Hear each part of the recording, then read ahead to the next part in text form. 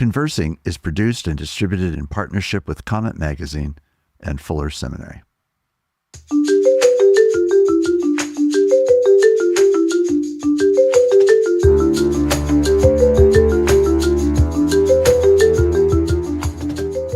I'm Mark Labberton. Welcome to Conversing.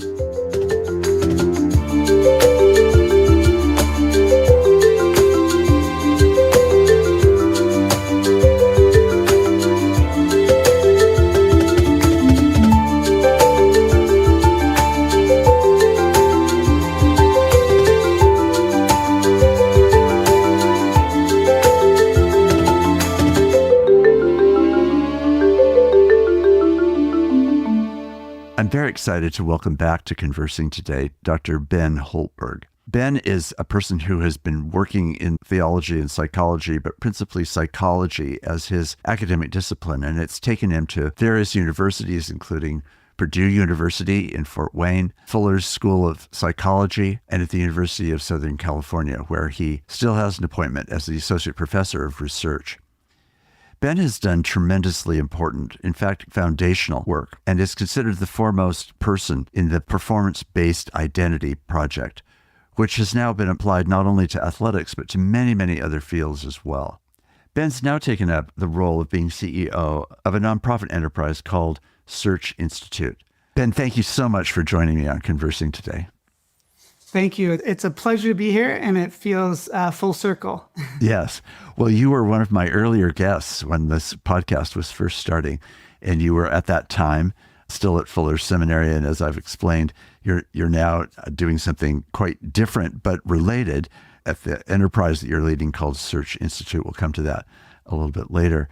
But I'm just really curious to jump in a way where we left off, and then to jump to where we are now.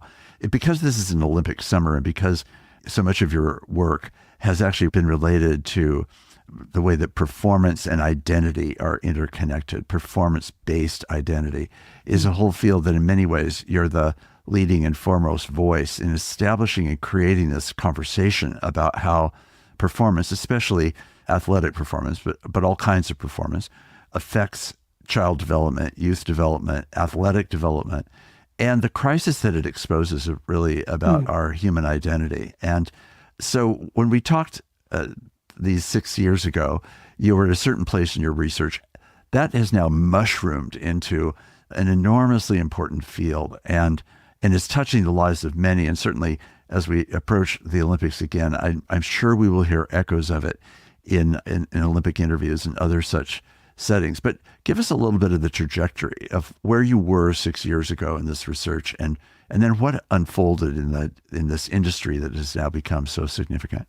Yeah, I mean, it's a lot has happened, right, in society in the last 6 years. If we even think about some of the things that I think we talked about when it came to high achieving context and some of the work that was being done in high achieving context, demonstrating these heightened anxiety and depression and different mental health illnesses that were emerging for young people, and thinking about young people really ranging from 13 years old all the way up to 25. But really, I think it applies more generally. But those trends were already in place before we dealt with the pandemic, before we dealt with some of the racial reckoning in our country, where people began to really engage in a topic that was really national and global and triggered some really intergenerational pain for years for so many people, and coming off of that pandemic into this kind of learning loss period of time where people talk about this pathology narrative about young people, and still these rising trends in mental illness and difficulties in mental health.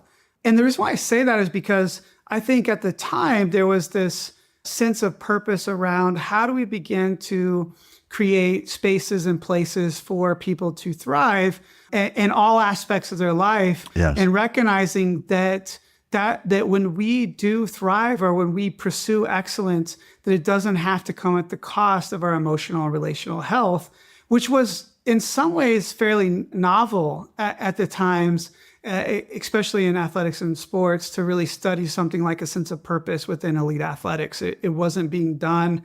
We knew that that this same trend at a kind of national scale was also true of elite athletes in particular, that athletes were beginning to speak out, like Michael Phelps, Simone Biles, and many more. And that has continued to snowball since the time we talked. And more athletes are finding their own purpose in trying to bring attention to an awareness around this idea that they are more than just their last performance, that their mental health matters. And meanwhile, pursuing excellence is still a critical part, but this fuel to drive it, I think, is now being paid attention to more. And I think that's a really important conversation to think about what was happening pre-pandemic, and then what did the pandemic is in at the intersection also with the racial reckoning and challenges that young people face today.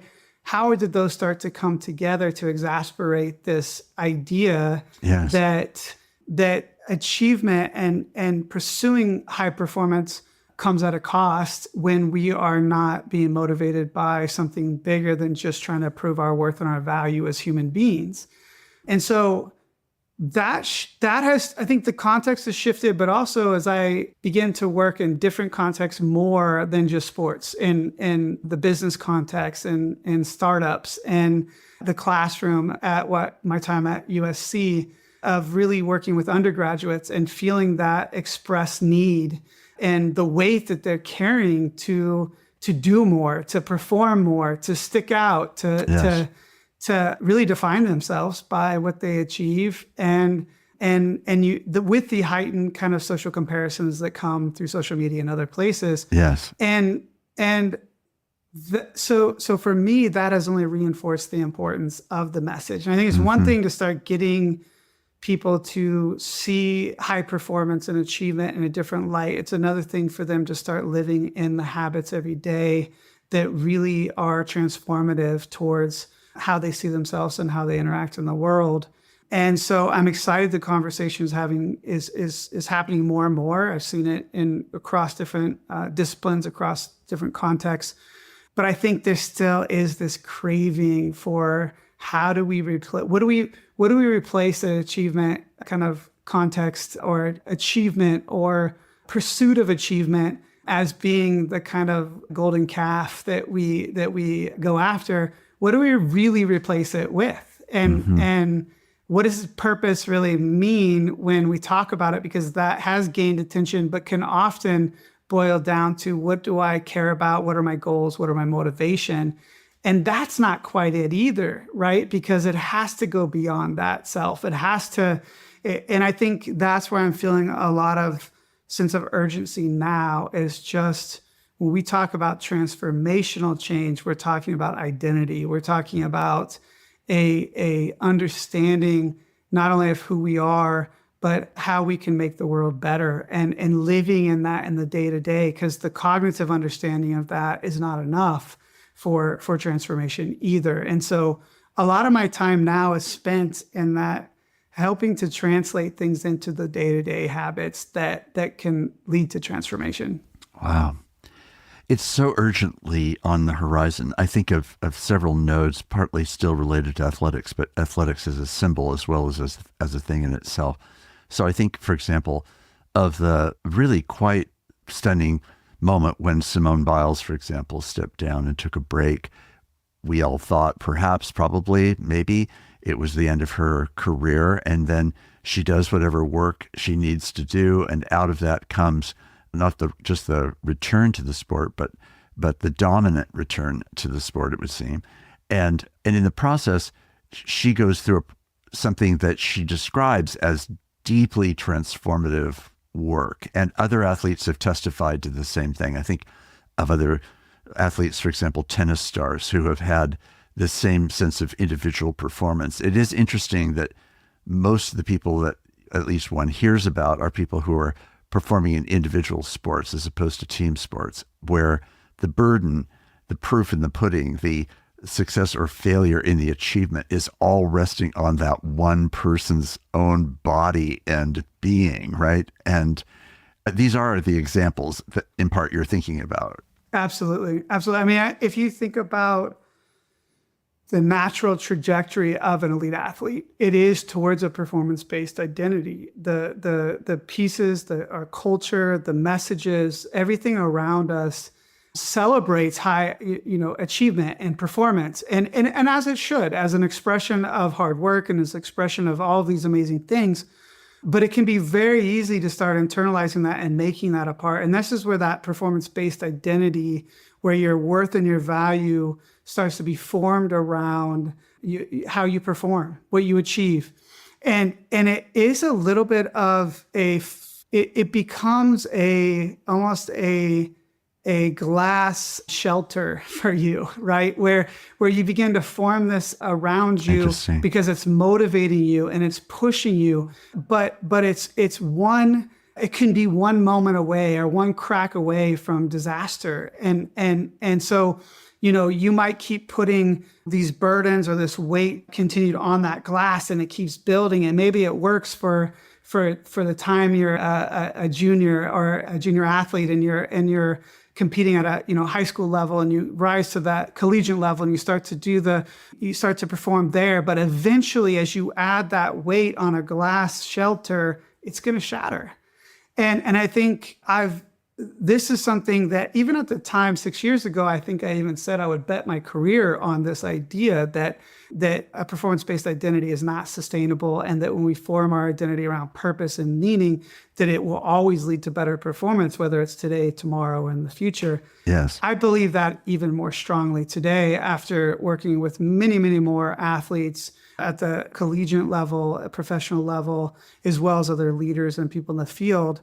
And I think this is where the deep work often has to happen, and why pain or that breaking point or whatever that life event, and sometimes it's life outside of sport or outside of the achievement, that is coming together at this intersection that creates the break. And when that break happens, there becomes an opportunity and a beauty and a identity that's formed around something that ultimately is very vulnerable, even when it presents as not, to reshape it, rebuild it with something stronger, with a foundation that you can learn from, and that takes you to the depths of who you are, and understanding the reality of what really is important to me. What is it that I value? What are those things that are lasting?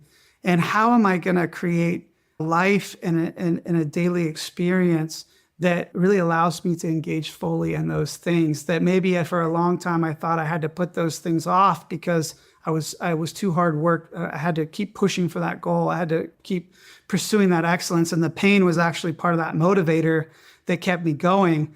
But when it shatters, it becomes an opportunity. It becomes an opportunity, and there can be a beauty in brokenness, because then we have to start to lean into that pain or chase that pain and say, well, what is it that I can learn from this, and how can I transform from this in a way that truly creates a better version of myself and a better approach to how I pursue excellence in my life. And so, multiple studies later too, where I think that was the early part of studying this idea, even though conceptually I had really worked on it and thought about it for a long time, that pattern just kept emerging in all the data points, whether it was in youth sports and training for a marathon, or whether it was in elite athletes, or whether it was in different large organizations and their staff employees that we gathered data on too, with thousands and thousands of people working in these large Fortune 500 companies. The profile emerges that it is in some ways a human condition, that performance-based identity can really trap us into an approach to life, an approach to relationships, an approach to competition that is undermining us and will eventually lead to a shattered sense of self. Ben, this always just opens up a million questions that would make me want to talk to you for hours and hours. So let me just jump into what you've just been sharing. let's try to maybe go for a number of questions that you might give answers to. So one of them has to do with the difference between simply being an actor in the world and being a performer in the world.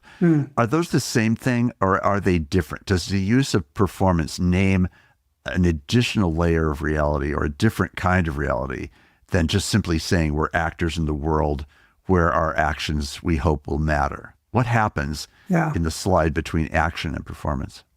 Yeah, I think that's a really good question. And I will answer it kind of really from I would say discipline answer, as far as like kind of a development answer, is like being an actor in the world of knowing that you are perceiving the world in your own way. You know that you can have an influence on the world, and you know that we start to create, especially in adolescent time, this ideal of who we want to be in the world. And we often are influenced by how we think other people think we are. And I think that is a developmental a developmental process for everybody, and it is a really key element. I think the reason why I think there's overlap with performance and the thinking about that the world is a stage and we are all on it and we all are performing in some way and acting in a way. But there's something unique about performance contexts that I think start to intersect with our sense of self and our ideals and give us feedback about it in a much more objective way. Like when we talk about, and that could be true of performing arts to some degree and sports, academics, achievement, that there is a feedback into how you are doing that is beyond just the perception of how I think you think I am. But now I may also have an image of myself and a view of myself. And when I step on that line in performance or in sport, now there's a sense that, well, soon I will find out if that's who I am. Soon I will find out when the push comes to shove, or when pain starts to exist. And I might describe myself as someone who can push through physical pain to be able to perform. You have to demonstrate that. And there's a demonstrated, usually towards some sort of objective number or rating or whatever it is that is the scale in which you are getting feedback. And at some point, that's when you know that, maybe baseball's not for you. Or if you can't hit a fastball, maybe baseball's not for you. Or if you can't run fast, maybe and so I think that's where, when I think of performance, there is something unique about that context. Now, I also think we are saturated with performance contexts all over the place, from our workplace, from the careers we pursue, our families, absolutely. And sometimes there's expectations that are set and we try to live up to those expectations and we pursue. So I think there's overlap between those two concepts, but I do think there's something distinctive in understanding performance context that is really important. And it gives an opportunity almost, like I loved understanding character and character development, character virtues within sports and high performance, because there's something about that context that brings out those things in people. It brings out kind of the good, the bad, the ugly often. And by understanding it in those contexts, I think it was always intriguing to me to think about, like, what is it that people begin to turn to in those moments to get through those moments, or to be able to perform consistently at a high level, and it not consume them to the point where it costs them their relational, emotional, and spiritual health. Right. So the difference in part then is that in performance, we're really talking about a particular set of social constructs, which set up rules, boundaries, and outcomes, which a person submits to by saying, I love the sport, or I love this activity, or this is my job, or whatever it might be that actually puts them in that circumstance. But now in that specialized circumstance, they're putting everything on the line in relationship to that circumstance. And hence the fragility that you were describing earlier, right? It can measure many, many, many things about a person, and it by no means measures the fullness of who a person is. That's right. And yet we can confuse the two and think it actually does. So I am either a superb runner. I don't just happen to be a really good runner. It becomes my identity, and hence performance-based. That's right. That's right. That's right. And a restricted like that. And that, I think, is a beautiful way to put it, is like when someone identifies who they are and all of their being in the world and how they interact with others around, and really constricted to this performance context, there's a lot of danger in that, because it is fickle, and there are things that are beyond the control of the actor that happen in the performance context often, and that sets them up for really this kind of crisis of who I am, when eventually and always performance may fail. Right. And hence we pre-stack it with meanings that it can't possibly support. That's true. We live in a performance-obsessed world right now. And part of what I think has changed that I want to ask you about from your initial comments is this intersection you described between performance and race, for example, and the way that sports can create pathways for identity for people who might not otherwise have an identity. So there's their personal identity, but then there's their social identity. Yeah. And all of us play in both spheres, right? And they significantly overlap, or they partly overlap, or they sometimes don't overlap almost at all. But when that happens, and when there's been exclusion around, you can't be accepted in some social terms, but in this window, let's call it sports, you can find a social acceptance, entree, approval, achievement, performance that suddenly gives you an identity. Yeah. Then it's really understandable why people would stack it so heavily, because it literally is a way through what might otherwise feel like an impossible set of circumstances. Absolutely. I mean, I think, the opportunities that sports can play for people and creating, access to university, access to financial gain for families and for communities, the stakes do get higher there for those athletes who are pursuing those dreams and goals, that often they're not only pursuing those for themselves, but they're pursuing them for their families, for their communities, to prove people wrong, to you could fill in the blanks there.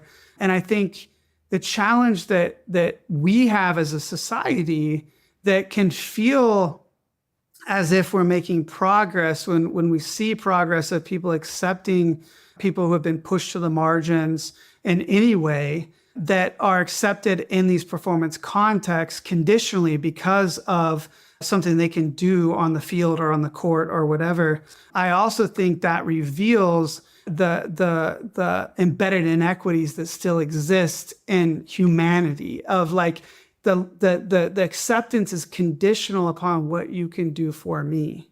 Mm-hmm. And once you can't do that for me, the acceptance is relinquished or removed. And to me, that is part of the facade that can happen when it's not the deep transformational relational work. And I think the power of sports and even performance and in many contexts, when we are laboring together and working together and in the trenches together, there's a relational connection at a human level that begins to transcend and begins to create a model for what could be when it comes to equity, and thinking about really not judging people by performance or by the color of their skin or by these things, but truly at that human connection level, right, where you discover commonality.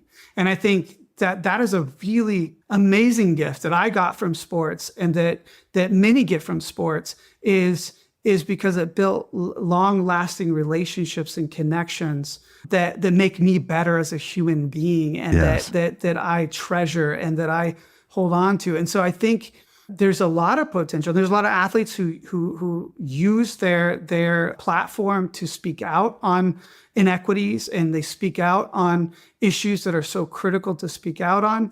But our conditional acceptance based on performance is one that sets up, that reveals, I think, the challenges we still have to overcome as a society when we talk about structural, institutional inequities that still exist. One of the things that you often hear talked about is the impact of a really profound coach, right? Mm-hmm. Somebody who has had that sort of transformative impact because they, got the team to perform well and did all the really hard work of the disciplines and teaching and coaching that needs to happen to develop the capacity to do the sport, let's say. But that's not what people are really fundamentally talking about when they get that glow in their eyes, quite literally, like they've sort of fallen in love with their coach. And what they have fallen in love with is a person who has loved them. Yep. So that there is this bond of connectedness that's far deeper than even a successful performance, let alone perhaps a less successful performance. And the same thing happens between teammates in a different way because it's a peer-to-peer thing. But all of that is part of this quality, as you're saying, of human connectivity and communion, really, with one another, which is so powerful. And in most of the elite, even the elite groups, when it comes to special ops or like that really have to come together as a unit to overcome something. And we know this from, lots of different research, from even looking at brain research to psychophysiology research to other research, that we deal with pain better. We're able to manage pain better. We overcome things when we feel connected to people around us. It is a performance issue. Relational connection is a performance enhancer, and I think you do see that in a healthy coach athlete relationship. You see that kind of connectivity where they are bringing the best out in you, but you know that their support of you and their love for you is not conditional upon how you perform, but they're in it with you in a lot of ways. I think of my coach, Coach Alec Musakuma from Zambia, who not only brought his whole self in this relational connection during my college years at a time where I really needed that mentor, that coach, that connection, to overcome the challenges of performance-based identity and dealing with the stress of performance. But he brought a new way of thinking. He brought an approach that wasn't Western. He brought a collectivist idea to a culture that is used to individualism. And he brought beautiful metaphors and approaches. I'll never forget one of my first races when I had a really, really bad race, and Coach Alec didn't stay up in the stands. He came down and he grabbed my hand, and we proceeded to walk around the whole track with him holding my hand around the whole track as if to say, you are not alone in this. This is, I'm with you in this. And even to today, I just saw him about a month ago. He was in the Twin Cities, and the love and the connection that's there is beyond what I could ever ask for or imagine. And he feels the same way about me, my family, but who also was involved in connecting with him too, because it was a family affair. And that's the kind of stories about my time competing that tend to emerge. And I think there's a theme in that, as we were doing even interviews with a lot of elite athletes and having them retrospectively remembering these moments of when they've achieved what they wanted to achieve. Most of the time they're recalling and talking about the people around them and the celebration with. I mean, the most beautiful thing in the world is to see, I think of track and field for Olympics, an Olympic athlete finish, and they're looking in that stands for that person. They're looking for that parent, that partner, that kid, that whatever it is, because that's the communal part of what can be the source of our motivation in a healthy way, that is the source we turn to when we're upset. It's the source we turn to when we celebrate. It's the source of all of those things. And so there is such a beauty in sports and connectivity that I think is a performance issue. And I think it's true in any performance context. Is connectivity is, and connection, people are craving it, and it is a requirement that allows us to overcome difficulty, challenge adversities, and feel like there's other people in that journey with you.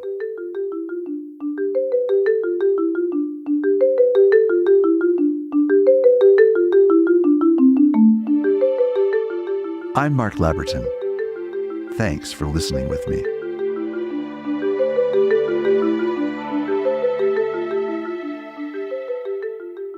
So Ben, how will all of this be affected at the NCAA level when athletes are going to be overtly paid? They've probably been quietly paid in various ways over many years, so it's not an entirely new thing. That would be naive to suggest. But now it's overt, it's public, that people are going to be paid, are being paid. How will that play with the alchemy you've just described so beautifully? I think we'll see. We'll see.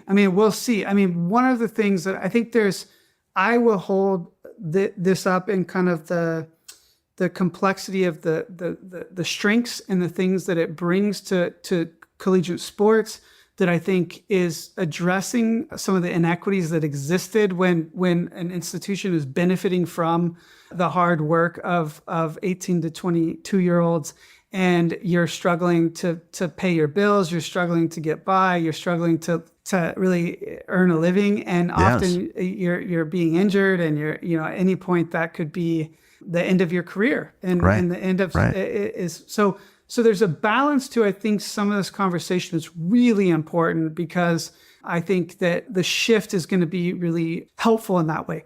The challenge, I think, when we talk about NIL and thinking about this world, name, image, and likeness, kind of being able to be paid for your name, image, and likeness, is now we see brand coaches, we see brand, people helping kind of create their personal brand. And now we start to see this constructed reality of who I am that's out in the digital world. Yes. And when it sets up an ideal that I have to live by, and it's built on that same kind of glass protection, then I think it can exacerbate a problem that already exists in elite sports. Right. And I think the stakes do become a little bit higher. There's nothing wrong with competition.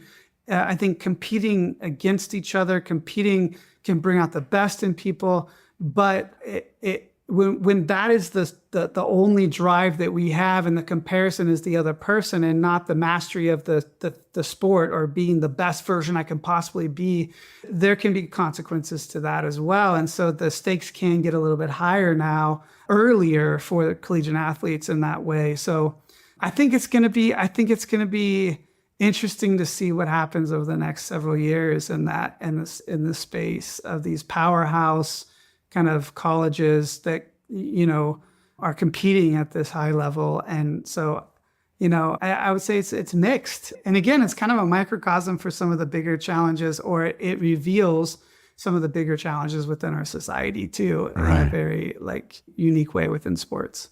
So Ben, you've continued to do work in this area of performance-based identity, but you've also realized that a great deal of the work that I think that led you to were people who were part of populations that were dramatically underserved for all kinds of economic, racial, social reasons. And really the Search Institute that you now lead is attempting to find ways, in part, of serving all kinds of people through that institute, but particularly people who may find themselves in marginalized circumstances, who may therefore feel of their lives that their life is by definition a marginalized life, all of which then adds even more to their sense of confusion and challenge around identity. So take us there, and let's explore now some of the questions that have arisen for you in now this focused way in a different kind of sociology than the exceptional, outstanding athlete, but really people who are facing the challenges of identity in many, many other ways. Yeah. I mean, one of the most, I think, meaningful things in my life, and has historically been true from starting out as a practitioner in the field, is working with young people and seeing the spark, this underlying passion and something that moves them, and the potentiality that's in every young person, that they have something to offer the world right now. Right. That there is, it's a beautiful thing when you see sparks of young people start to align with opportunity and access to resources and relationships, right? And there's so many young people who do not have that they don't have those conditions in their life that really interact with that spark in a way that puts them on that trajectory of thriving. And so for me, this is one of it's the biggest tragedy as well, is when you see the spark and you know it's there, and it's never allowed to realize, or it's cut short for some traumatic reason, or because the system snuffs it out, and so for me, there was a part of like, I really feel compelled and passionate about helping people be the best version of who they can be and perform at their best. But I also have this heart that kept coming back to youth development, that was really, how do you create this for all youth? That if we believe that every single young person deserves the opportunity to be seen, heard, valued, and safe. Like, as a society, that should be a universal truth, that every young person in this world feels those things. Right. But we know that's not true. And we know that there are young people who have been pushed to the margins in multiple ways that don't experience those foundational rights as a human being. And then we know that when those things are there, when young people feel seen, heard, valued, and safe, you start to see the expression of that spark. But that's not enough either. And relationships are really absolutely critical to helping young people develop that and to see those emerge. And it's bi-directional, that, the adults in their lives and the people in their lives are also benefiting from that relationship. But it's also not sufficient, because we also have to think about access, and we have to think about what are those resources and opportunities that are being afforded in a way that really allows a young person to thrive. And so at Search, that's been a big focus for us in our DNA and in our heritage of believing that young people are not defined by their risks, by their failures, by their even inequities in their lives, that there's potentiality that's there, that when it's aligned with opportunity and access, and when barriers are removed and there's an active movement towards removing barriers, that young people thrive, that they can live in that moment. And so for me, there was two things that really compelled me into this space. One was that personal purpose and passion and belief, and the desire to want to do work on the ground and really impact young people's lives in this way. And also the systems, the adults, the practitioners, the heroes of the story, that the coaches, that the people that are on the ground every day that walk alongside young people deserve world-class resources, research, and solutions or ways to be supported to really do their jobs well, because there are some many all-star practitioners out there and people doing this work every day.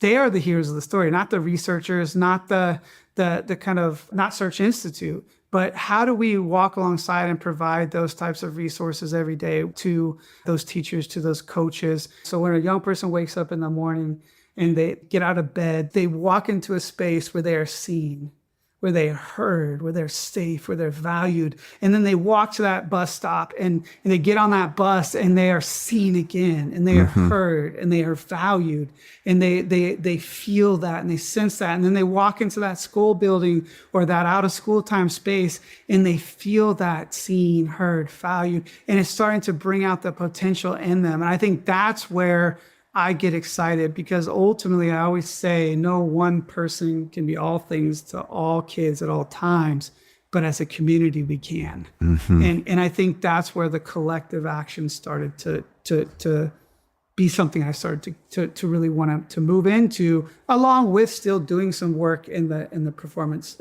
space as well. But ultimately, there's a lot of connection points between those two worlds. Yeah.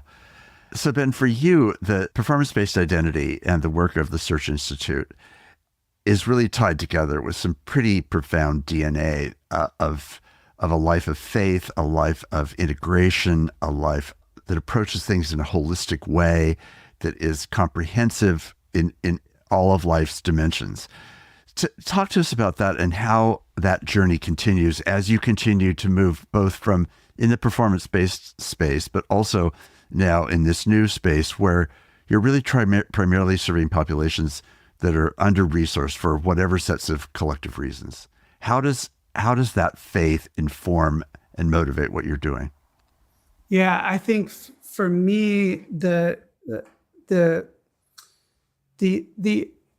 divine love and my Christian faith of the idea of unconditional love, of like that is the foundation, the basis that I think is radically different and is one that I often have to grapple with, and it is a foundation for my identity and who I am and how I move and work in this world. And I think that is the kind of through line when I think about not only being unconditionally loved and understanding that my worth and value is not based in performance that I can achieve on my own, and this dependence on a God who loves me beyond that and who draws me to really want to reflect that in the world. I think that's been a really important piece for me. But the performance-based identity work that I've had to continue to go through, because I think that's an important piece, is like we're always on that continuum to some degree, I think. And life circumstances and life events and developmental milestones and all of these things can now, when they happen at a certain time and moment, you have to go back to that self-awareness and say, yes, where am I on this kind of spectrum right now? And for me, I think through the process of finding my rhythm in my area of research and the work I was doing, I knew these things and I believe these things. But I also think it was, is when I think it was right when I first had my first son, who's 9 now, but now I have a second son who's 6 now. And who I am in the world has changed. And also as I've had to grapple with that more of my purpose and my meaning, which I'd always talk about, that I think is absolutely important, is for us to find our true north, something that is meaningful to us, that we're pursuing on a daily basis and is connected to something bigger than us. I think that still is a part of who I am. But lately I've had to also shift to saying not just what's my purpose and what am I pursuing, but also what does the world need from me right now?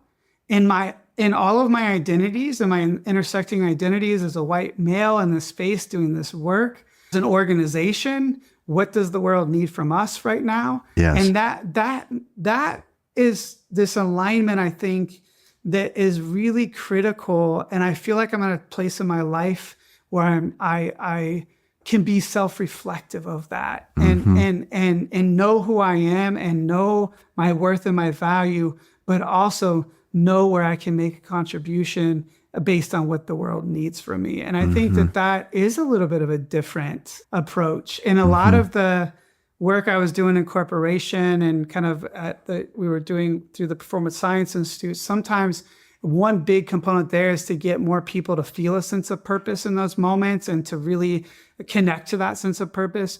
When you move into the nonprofit world, what you find often is, and probably is similar in ministry and other areas, is people have a sense of purpose and that purpose feels meaningful to them and they are pursuing it.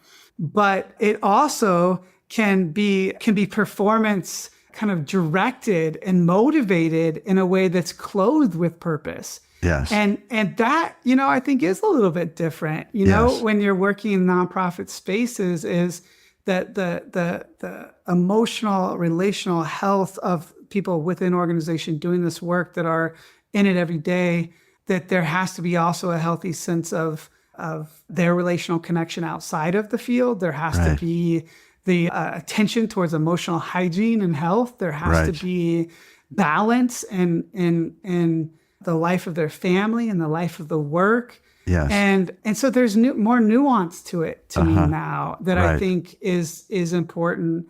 And it brings up some of the complexities that I think is true of all of our identities. That it's a complex process of our roles and how we operate in the world. So that, I think that through line has been, it's been really amazing to kind of take some of this work and these learnings around high performance and thinking about high performing sports teams or high performing organizations or even performing arts world, and start thinking about what does that mean in doing this work that is connected to something bigger, that is about making a difference in the world. And how do you do that in a healthy way too? Because we can kind of baptize or sanctify our goal pursuits in all kinds of ways that does not necessarily mean it's healthy. So, Ben, we're living in this really wildly divided nation at a time when really all over the world we're seeing extraordinary social and political upheaval and polarities of different kinds. How does performance and how does identity figure into what feels like it must be near the center of all of this? But how would you describe and name that? Well, I think when we think about identity and performance, we think about often people building a sense of self around something. It could be, the ideals of how they want to be seen in the world, or something that they hold on to dearly. And I think sometimes it's even ideas. Sometimes this is the whole kind of idea of virtue signaling even, right? Like where we want the world to see us a certain way. And so we are going to go out of our way to make sure that we are saying these things or doing these things so that we affiliate with that, whatever that we think is virtuous or that we think that we want to be seen as. And I think the challenge of that, regardless of political background, regardless of political affiliation or religious background, is that we can lose the humanness in that. So we can talk about, for example, I would even say things like advancing equity and how do we really advance equity. And there can be people who talk about equity really in important theoretical ways. And they can talk about the broader theories of it and inequities, I should say. But they don't live in the reality every day in a way that is in relationships with people who have experienced inequities. Right. And listening to, so there could be the head knowledge and the cognitive kind of knowledge, or even the identity structure around ideals, whatever they may be. And then there's the lived in the day-to-day life with people from different backgrounds and experiences, and having a place of cultural humility to listen and understand and to feel and to be with, that can be lost. Yes. Because we can put things out into the digital universe in a way that's so detached from the people and the day-to-day experience. And so for me, I think when we talk about transformation of identity and we talk about really living in this purpose-based identity, it's the meeting of not only the ideal or the connection, just the ideal, but it's in the day-to-day life experience and habits and the ways that we interact with people and are using that. To me, I think that is what has been lost, is we often talk about people as if they are a category or a thing, and we're not living, and we're not, and it gets messy when we have to actually live in relationship Yes. with those people. And so it's easier to just cut them off and put them there, Yes. or dehumanize them, or fill in the blank.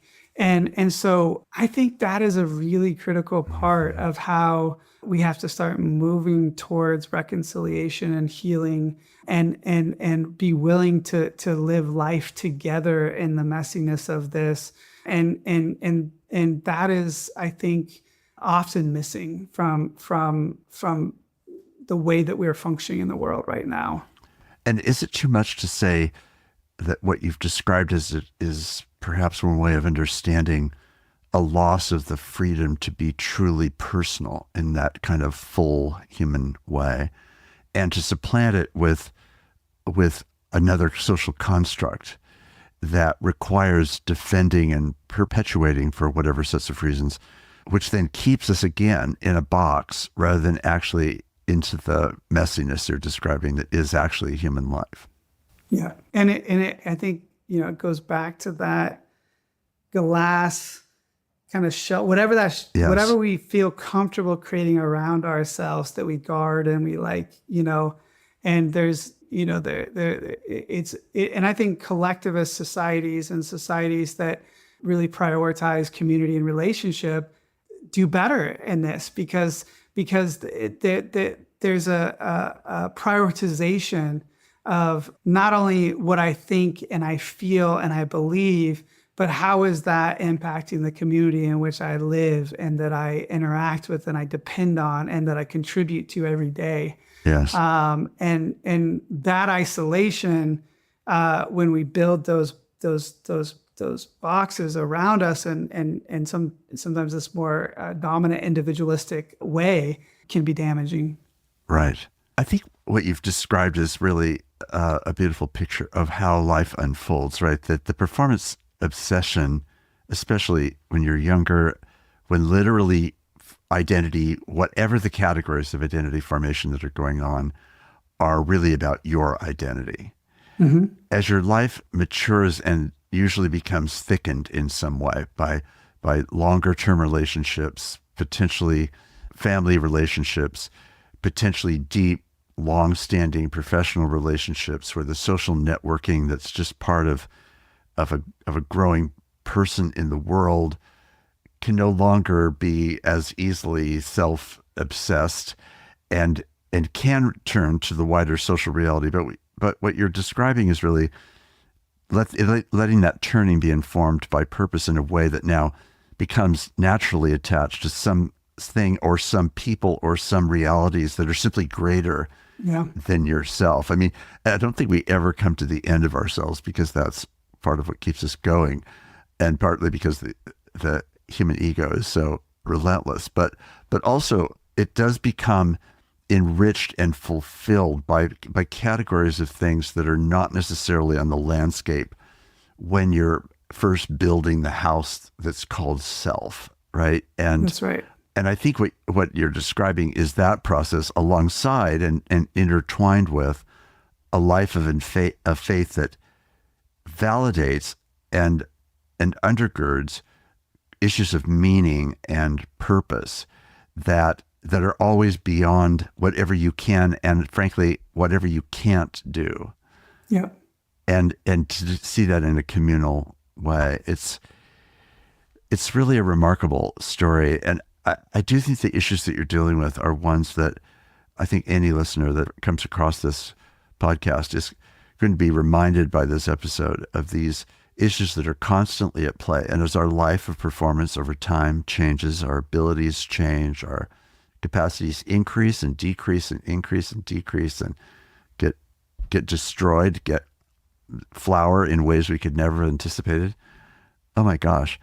As a person that's in the middle of this post-work, early next season chapter, not yet something I'm at all comfortable with calling retirement, whatever I think that is. I just know that I'm in a season where all these things are dynamically at play again. And so they will always end up being. But like you, I share a deep conviction that there's a God who sees and cares and is present in the midst of all of this. And that does create a different set of resources, a different framing, a different stage, if you wanted to use that language, in which we perform whatever it is that we're doing. Yeah, and I think when you to listeners, and when I talk about these things or engage in things, you can have people who immediately identify with this performance-based identity side, and they just say, "Oh, this has been me my whole life," and there's this desire to be free from it, actually, often. Yes. And they want to begin that journey of transformation. And it has to be tied towards, those deep things like faith and identity and understanding who you are. And there's lots of reasons why we've created these viewpoints or ways that self-narratives that served us for a while. And maybe it's not serving them anymore. And so there's that person. I would just say, like, part of the starting point is to begin to start to acknowledge the ways that this is not serving you anymore, and the ways that and challenge the lies when it says, no, that'll be for later down the road, because there is another way. There's another way to pursue your goals, to pursue excellence, to be the best version of you, and it not have to come through that emotional and relational cost. And then there could be some people who say, "Oh no, I got purpose in spades. Like, I am a minister, I am a youth pastor, I work at a nonprofit. And I would just challenge people to start to also think about, is that purpose, what underlines even that purpose at times of, like, because if purpose isn't requiring you to do deep identity work, then we're not talking about purpose-based identity. We might have a sense of purpose in life and may have multiple kind of senses of purpose, but if it's also creating challenges, this pursuit of the purpose is impacting your relationship with your kids or with family members or partners, or you have to start asking some of those questions too. Is there some identity work that I need to do here, and start to unpack maybe what has that been serving me in a way towards that really is disguised as purpose, but is performance oriented, is really driven by performance. And I think for that listener, just starting to do some of that deep work, and for everybody, is that there's always hope and there's always malleability in these things. I don't believe that we're stuck in these, and I believe that we may have a tendency towards performance-based identity in this way, but that there is a realization that can start to emerge when you begin to realize that you can't do it on your own, that it requires something bigger than yourself, and that it requires having some of the courage to chase that pain, to transform it. And to me, I feel like when you get to that place, and whether you go through a painful event that requires that shattering of that glass that you had around you, or whether you are able to kind of come through it by, the birth of a child. I think at the birth of my son, Oliver, and I knew unconditional love in a different way. Like it just meant something to me different immediately when I saw this beautiful boy come into the world. But either way, there's opportunity in these moments. There's opportunity to course correct. And I think that's the piece too for me through life that you described so beautifully, Mark, is like, there's still those moments all the time that trigger that ego or that performance-based identity or that self-reaction. But what I think has been helpful is to be able to name it earlier, course correct, and also admit and apologize when I have reacted out of that space. And that is, that is a part of that's part of humanity too. That's part of how we grow and we learn. So I think it's always messy, it's always painful, and meanwhile we hold on to that unwavering hope, and that there is beauty, and there is connection, and there is commonality still that exists in this world when we start to do the deep transformational work instead of pointing at the other or trying to other. And I'm hopeful in that, I think that there is a craving for those things in the younger generation. We need you, Ben, and we need what you're doing. So thank you very, very much for this conversation today. Awesome. Thank you so much for having me, Mark.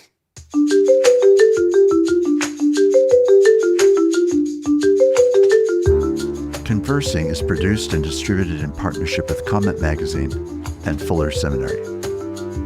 Peter Labberton is our engineer and editor. Evan Rosa is our producer. For more information about Comment Magazine, visit comment.org, where you can subscribe, read the current magazine issue, and browse their archive. Fuller Seminary is an evangelical, multi-denominational graduate institution committed to providing indispensable formational education for diverse Christian leaders everywhere. For information, visit fuller.edu. I'm your host, Mark Labberton. Thanks for listening with me.